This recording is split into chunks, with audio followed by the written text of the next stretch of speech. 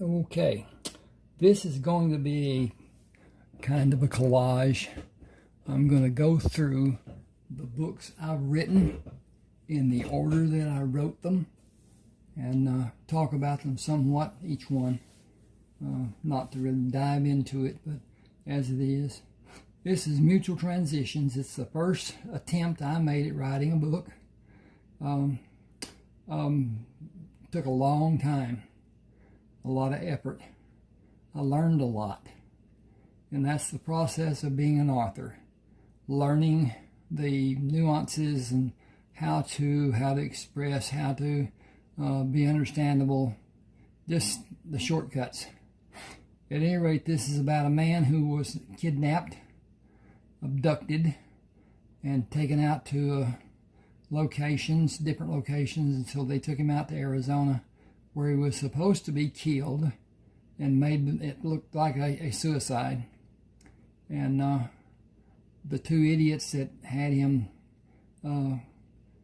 got into a fight about how they would do it, and he got away from them and slipped and fell into a ravine, a hole that was partially covered by a canopy that did not allow birds to get to him. And then he was found by a prospector and was helped by a doctor on that reservation they were on. And it goes back into how he reclaimed his life. First book, first try. Then I talked to a man in Washington, I was in Montana at the time, about publishing my book, which I did not know was not a feasible act at the time. And he asked if it had sex in it, and I said no. And he said, the first time author in America today does not get published without sex. So I wrote Lovers, Lies, and Lilies, and it is adult entertainment. It is. I hate it when he picked her up, carried her up the steps, took his left foot and closed the door. What'd they do? What? So anyway, I wrote Lovers, Lies, and Lilies Part 1. Then the story continued, and it was too big for one book to go on a reader. So I made it Part 2. That is actually part of her life, Sarah.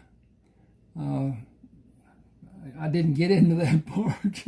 She was in an abusive situation with her drunken husband, and he was fired, and he really went off, and so stuff got heated. Anyway, then this is Part 2 of her meeting a lover, of sexual education, growth, and continuing. Then, as an afterthought, came Emily's story. This is an older woman with children, and she has an abusive husband who is also physically and sexually abusive to his children. And Sarah helps her with her situation, and she finds love with a co-worker at a grocery store that Sarah actually owns. That is Emily's story. Then came John Barlow. He's a character in the second book, Part 2. He was born in a brothel, a quarter dance, pardon the expression, whorehouse. The prostitution was up to the ladies. It was not a part of the arrangement that the madam had with them, and she had complete control. At any rate, he was born, stillborn. His mother died during the delivery, and then he was saved by a doctor and a young girl who was a friend of his mother's. And he had privilege because all of the men, the prominent men of New Orleans, took him as their son, figuratively, with support, with all kinds of perks that he was given. And it goes on into his life and how he built a business, good business. Then Joshua. Joshua was a young man in South Carolina who went out on a fishing boat. The fishing boat was attacked by a pirate ship. The two people with Joshua were killed. He was taken prisoner, knocked unconscious and taken prisoner. Came to on a pirate ship, locked in a holding. And he is useful to the man because he could navigate. Nobody on that ship could navigate. And he would show the people partial use of the equipment to do the navigation. Never showed them all of it. Winds up that he takes control of the ship by guiding it into a fray between the English and the French. And he takes control of the ship, gets it away, lets it float away from the battle, and goes on with what happens in the Mediterranean and his stopping the shipping to Napoleon during the time that Napoleon's brother sat on the throne of Spain. Then this is Joshua's way. He was able to bring ships back to America and establish a life in Charleston. Then went out to his old home, found that people were living in his house, had built onto the house, and he allowed them to stay, and eventually married the daughter of those people, and had to move from Charleston, and went up to Charleston, Virginia, West Virginia. Anyway, Charleston and Virginia, and then he had to move again and went to the Indian Territory, which is part of Ohio, Indiana, and whatever, and then was told he could not be there because white people were not allowed to be on the reservation. That's what it was made the year before. He moves his family from there to Texas and establishes a life there. And Jewella Crossing is part of that life that he established in Texas. Goes on with what he did. The sons that he had, Sherman and Heath, he adopted Cullen Allen when Cullen's parents were killed. And goes on with their lives about how things were. Then, Summer Help Wanted. Somewhat autobiographical, not truly. And I should have said before, these are all fiction. Every work I've done is fiction. At any rate, this is a young man who is married to a woman who duped him into getting married, saying that she was pregnant, and she wasn't. And she's about to ruin him. He meets a beautiful woman out on a farm that his friend had before he died. And nobody knows who the owner will be, what was in his will. At any rate, he works with her for almost 2 years. And it talks about what happened during their lives and the tumultuousness of it all. And anyway, then neighbors with benefits. I was out in Arizona. I had a problem with a rotor cuff in my left arm, and I saw two women that on successive days, Monday, Tuesday, Wednesday, and Thursday, one of them would go, then the next day the other one would go, and so on, to a man's house across the street and down the way from where my mother lived. And I didn't think they were playing tiddlywinks, so I wrote Neighbors Benefits, and it was a good tale. He is a construction engineer, architect, designer, draftsman, and the women help him with his work. And one of the women is a stockholder in the company he is paid from. And so things get sticky with that's being done. At any rate, then Sexy Assassin is a follow-up to that situation with just her and him together. And she is an enforcer for the family. And her method of operation is a syringe filled with snake venom and deposited in an orifice in a man's body that no man would want to have happen to him. And then they attempt to get away from the family and hide. And it talks about how it is done, whatever. Then, Kinsman Tribe, Part 1. Another long book. This is two men, Cullen Allen and Kiowa Bennett, who meet and form a group to be better safe from where they had been before. They are all wanted men, all have posters on them as wanted dead or alive. And back then, people could do that.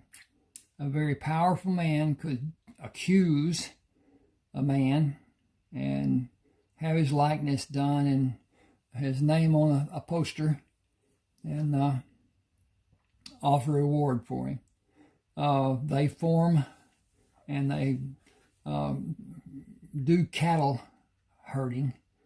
The spare cattle there in East Texas, and then Texas was covered with old cattle back in the day.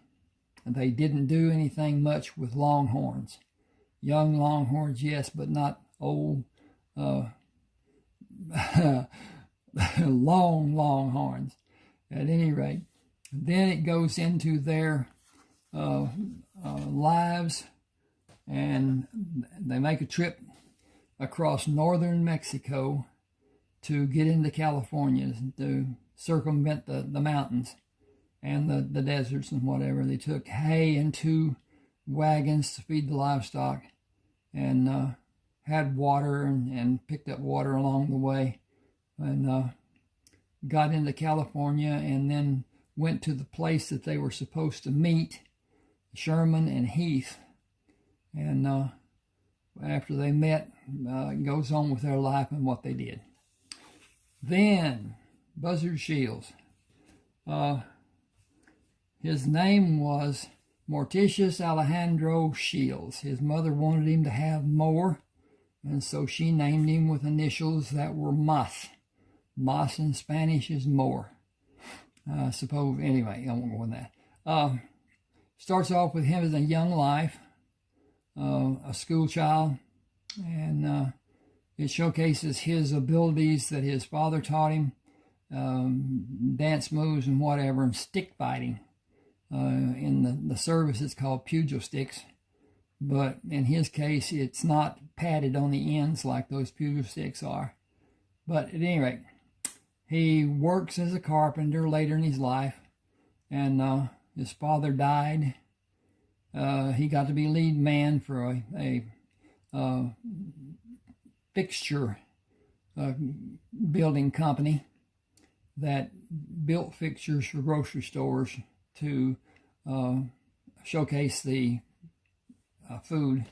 And the owner of the company dies, and that dissolves his contract, and he quits, and the people with him to some degree quit, and he's building a dormitory style house to house girls who are going to Texas Tech. This is in Lubbock, Texas.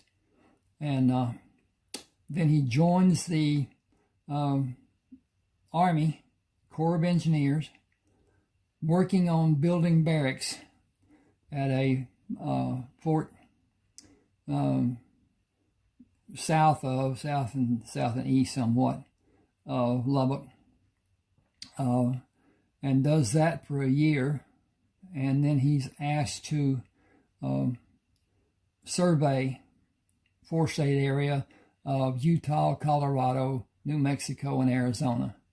And he gets into some relationships with Indians in northern Arizona, and does well financially. Then he goes to California and is on his way to be with his nephew and his sister. His nephew is older than him, and it goes on with that. Then in the second part, he goes to Alaska. He and his nephew, he sent the nephew money to buy an airplane because the airplane he had was just going downhill to the point that it had to be replaced. So he sent him money to be able to buy the plane. His nephew was mining gold by himself, which is not a safe thing to do or a wise thing to do or whatever. But with that, he was able to garner enough money to repay Buzzard. Buzzard was a name that Alejandro took when a man he worked for in the House of Time, a watch repairing service, clocks too. But anyway,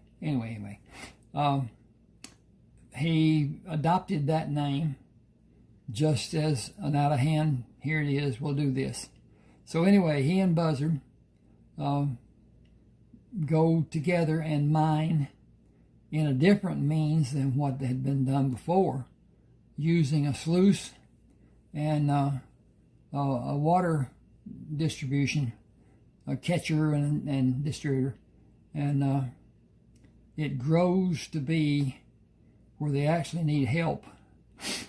Buzzard, in the meantime, spots a bear, a prone bear, and there's a cub that's with the bear. There's a path of footprints around the bear, and it's Ruby. Ruby is an intricate part of the story.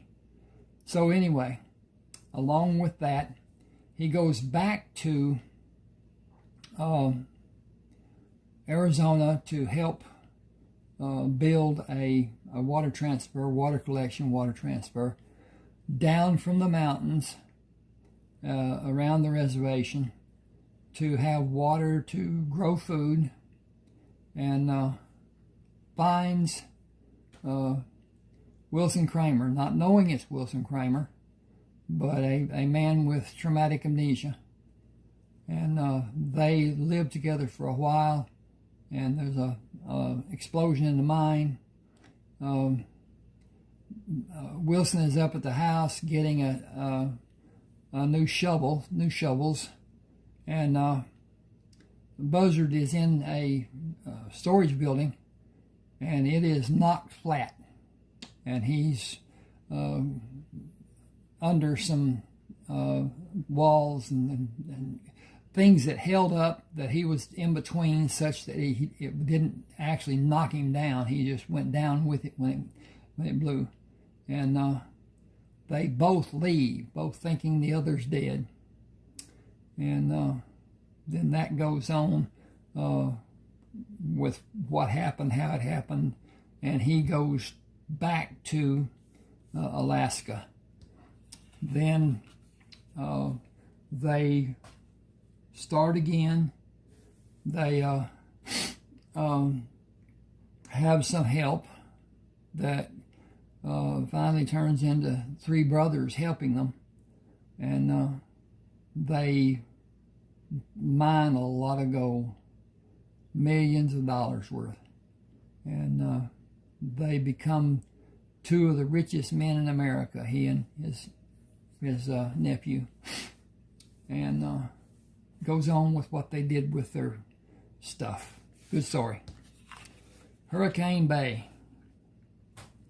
Clay Iverson is driving from a poker game, finds a woman out in the middle of the road after he had not seen a single car all the way from town.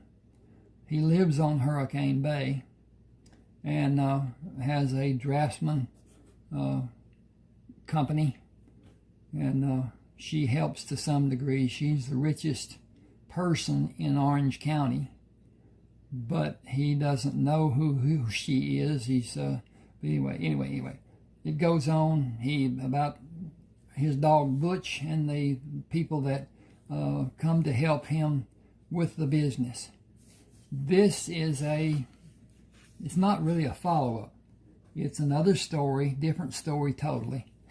It's about a drug war-related crimes and stuff. He's still, I didn't get into why he was made chief of police, but he was by his friend, a judge. And this is a continuation of that story to a degree, and what was happening, drug problems and whatever. Good story. Rodeo Radiance. He is qualified, he has money, he has equipment, truck trailers, and horses, extremely good horses. And he wants to be a rodeo star. Has wanted to be his whole life. Owns oil wells. Not that he wanted them, it was what had to be done to save the farm. In the earlier days, he regretted doing it, but still, that's what happened. And it goes on with his life and love life and sordid affairs. And the same is true in Rodeo Reunion.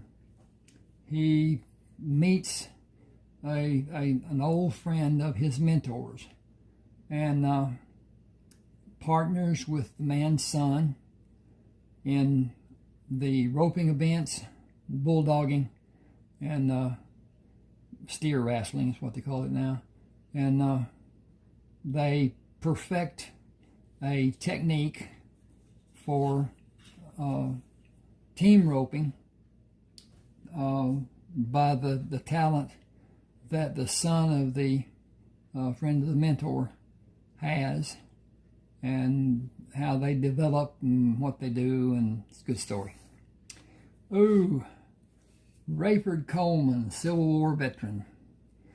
It begins at the end of the war for Rayford because of his being shot so many times. And he had a head wound, and goes into his recuperation and travel back to his home in Texas, northeast Texas, and is about his life and what he did. And he captured wanted criminals and retrieved objects that were buried and got rich doing it. Then the second part is his life after that was done, and what his domestic life was with 4 different partners. In case you're wondering, this is Jim Bridger, a renowned woodsman, frontiersman, and whatever. But at any rate, this goes into Rayford Coleman's life, his building of the empire that came into being. This is Decorated for Duty, which is about Carlton Brisbane, who is a compadre, friend, whatever, of Rayford Coleman.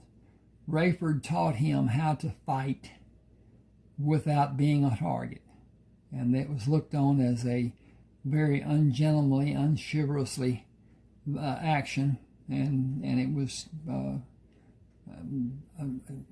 degree of chastisement every time they did it. He was taken out of the ranks and put into clinics, and the doctors didn't like what they did, and so he was put back in the ranks. That went on for a long time until he also received too many wounds. He leaves Ohio and goes down across and actually gets into New Mexico, and just east of Albuquerque, spends the winter waiting for the opportunity to go to California, and continues north in California up to Oregon and Umatilla Landing. It's now Umatilla, only one word. Anyway, it chronicles his life and his domestic life, and how he lived and what he did. Good story. All of my good stories. Never too late. This is a grandson of Carlton Brisbane, Daniel Brisbane. He is a colonel, Special Forces, did not take general officer rank because he would have not been able to do the duties he'd been performing. He is a leader of a specialized group that guards the president.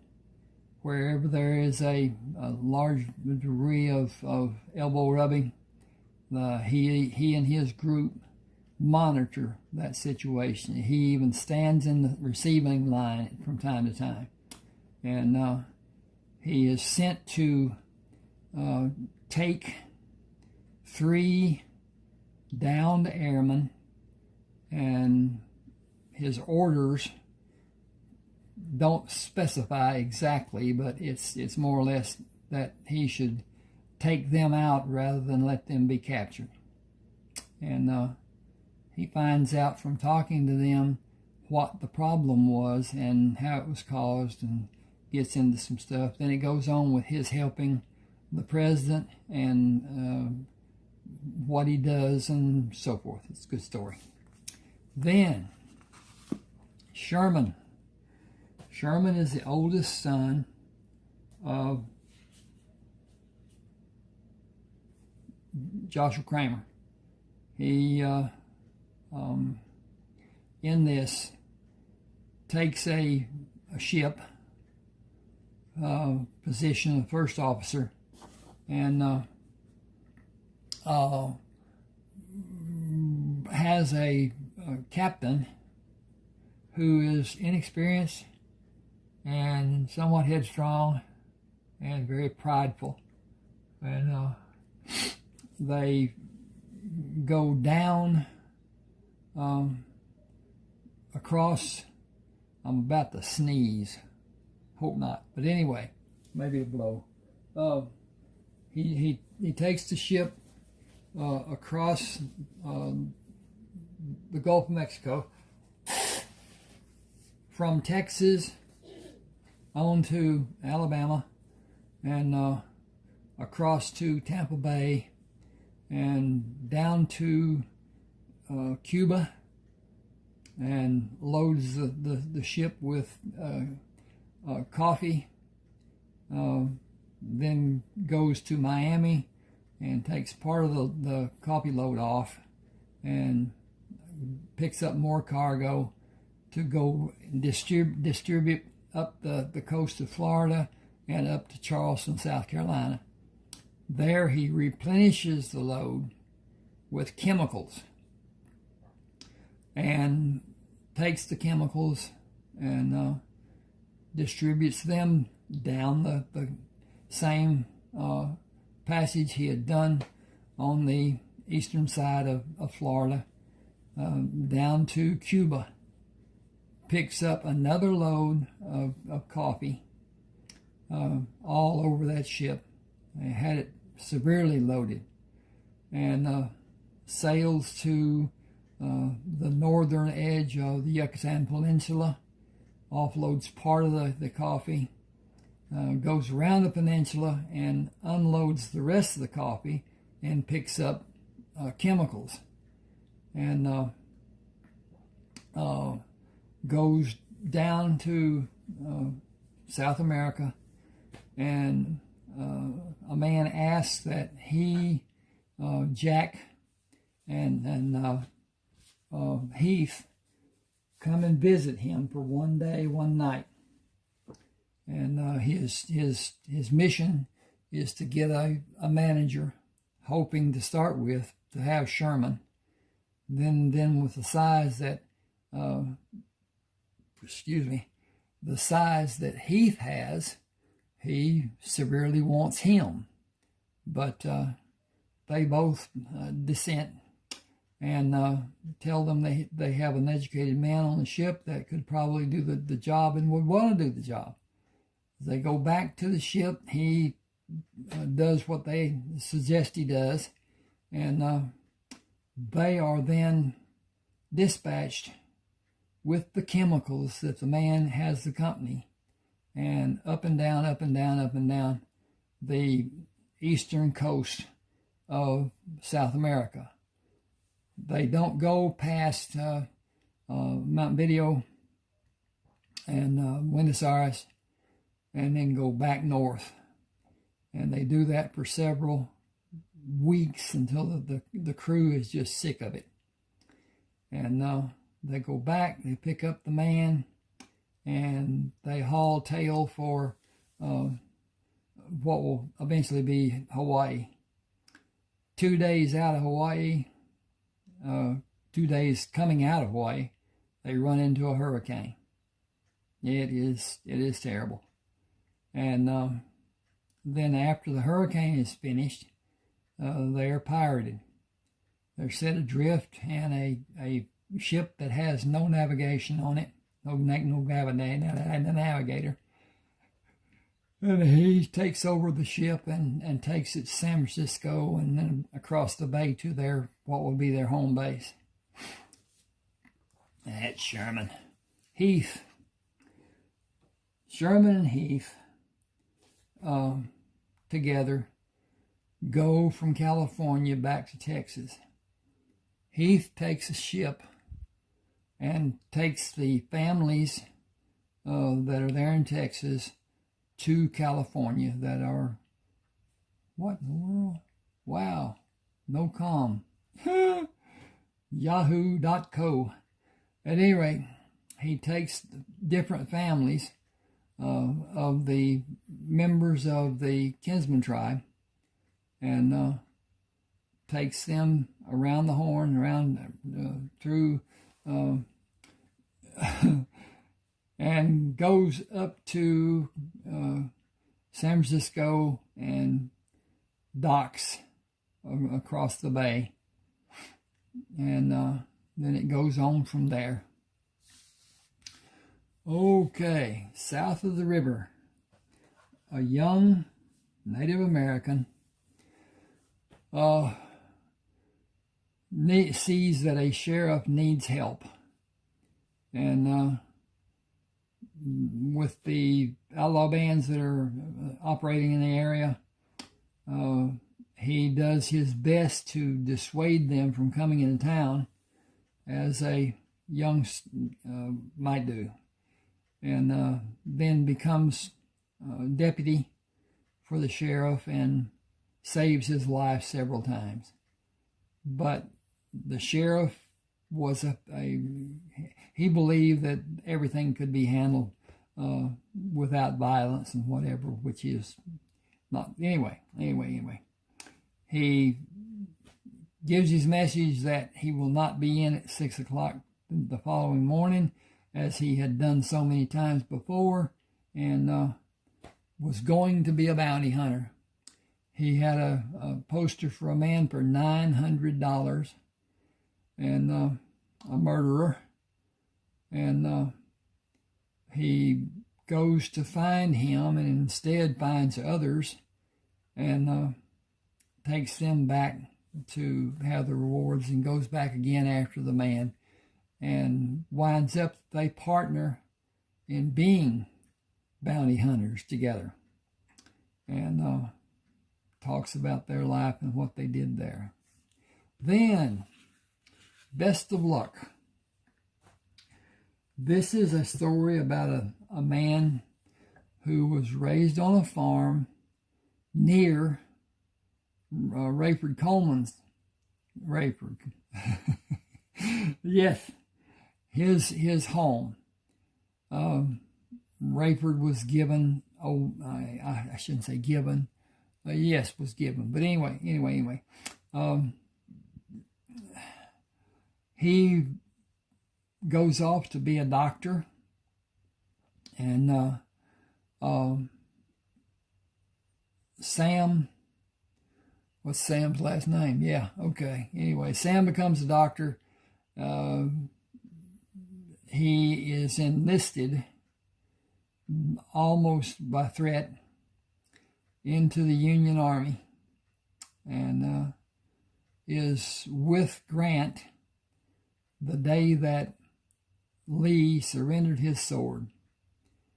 And Sam and volunteers from the other side and his men patch up the wounds of the Confederate soldiers that are across the way and save over 300 lives. He then waits for the railroad to be repaired so that he can leave and go to Shreveport, Louisiana, and on into Texas. And when he gets home, he finds that his place is fenced. It has crops. It has livestock, animals. And he learns that Rayford is the one who built the farm. And he has wounds that were not taken care of. And so he has Rayford take care of them, and then it goes on about his life after that. So much for Best of Luck and what was done. Thank you for being with me. Please subscribe to my channel. Hit the like button. Tell everybody how great I've done and da-da-da-da-da. And see you on the other side. Thank you.